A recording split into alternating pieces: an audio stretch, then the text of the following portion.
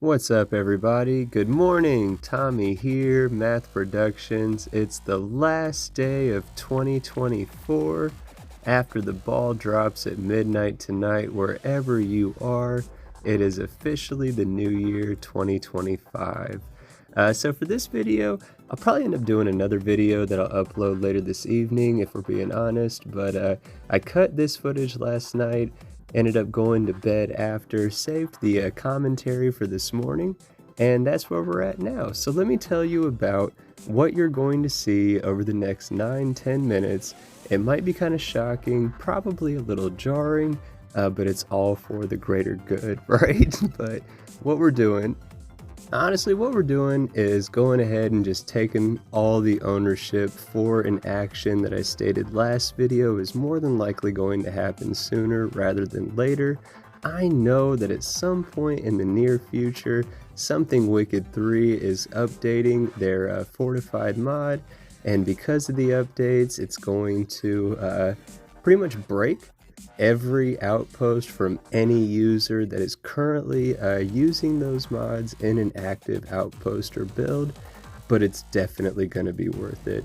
And I know that Something Wicked feels horrible about having to kind of force players that are using these mods to have to redo what they've done, at least at the end of 2024 so far. But you guys have heard me state repeatedly, I'm a chronic habitual restarter. I'm trying to cure myself of it through this playthrough series.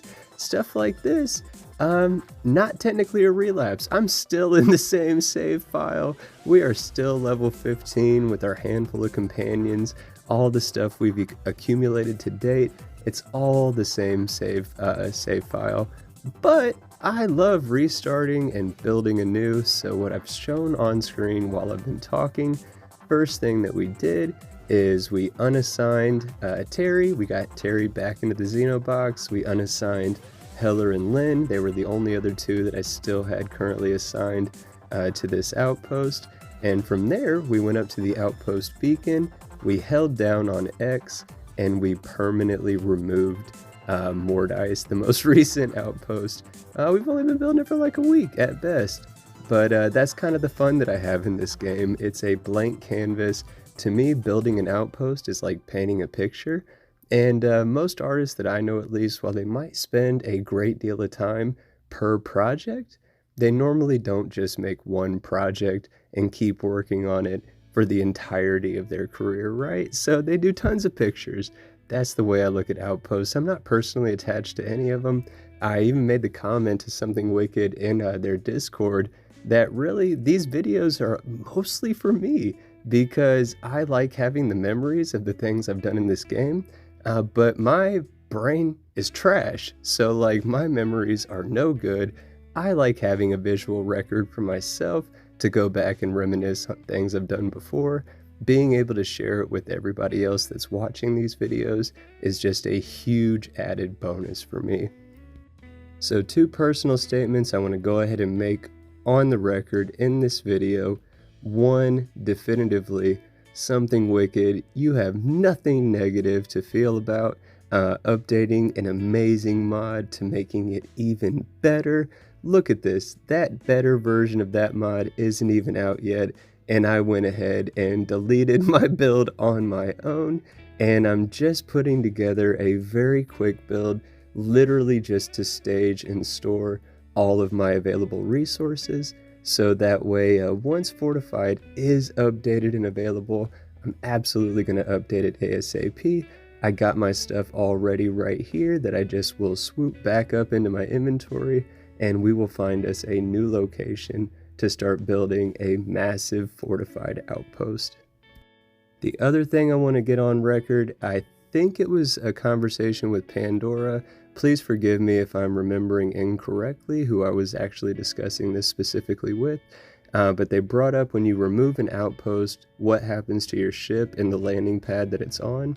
I stated that nothing happens to your ship. The landing pad just kind of gets highlighted red, and once you leave that outpost for that last time, then it's officially gone.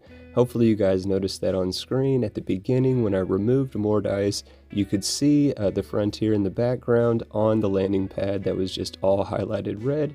And once we left there, that landing pad was officially gone. But like you see currently on screen with every pass of the frontier visible, nothing is changed on the frontier itself. It is absolutely still the same, just like you would expect. But now kind of what I'm showing here, like I said, I'm just throwing together something quick to be able to hold all of my resources in the transition period while we're waiting for Fortified to come out. In total, from when I started this recording, which started at the footage on Mordice, all the way through when we get to the end of this video here in another handful of minutes, the total raw gameplay footage was like an hour and 11 minutes. That includes any time that I did a quick save and loaded back into that quick save, all of the traveling that we did to get to the current location we're on. I haven't even mentioned that yet. Off screen, I added in a few more handfuls of mods to our load order. One of them is a paid mod that I've already purchased previously a while back. I did a video where I talked about that mod in a review. It's the Starfield Compendium. And we used that mod to be able to filter and search for a location that has water and nutrient available naturally, so that way we can feed our produce builders that we're going to be able to put in place thanks to Betamax 76 and their more manufacturing and item sorting. We need nutrient and water to create food. We've got the water then to use the the water filtration unit that again was added by that more manufacturing and item sorting. In a survival run, two things you need: food and water. We chose a location that will allow us to automatically manufacture both food and water, so we will always have those at the ready. We will not have to spend any credits to keep ourselves sustained, right? The only other factor we used in considering where else to build our next big build was I like to have breathable atmospheres. I don't like whenever my players are in a sealed hab, either eating or sleeping or whatever, and they're fully decked out in a full spacesuit. It's immersion breaking for me. There's no real way I've found to be able to combat that. So that's why one of my standards whenever I'm choosing a location to put a elaborate outpost, a meticulous outpost build at, it has to be a breathable atmosphere, for me at least. Visually, that's what I like, and again, visually it breaks immersion for me whenever it doesn't make sense to me that people are just chilling in a sealed environment, still fully wearing their spacesuits. But those are the only requirements. I'm not even going to try to pronounce the name I found. It's like, I'll try Zeta. Oh man, even if it was right in front of me on screen right now, I have no idea how to say it. It starts with an O, Zeta O, that's what we'll call it. It's near the Violi system. You have to kind of go a roundabout way. If you go from Olympus, you can go from Olympus to, I think, Jaffa, and then from Jaffa to Zeta. There might have been one other stop in between, I'm not too sure.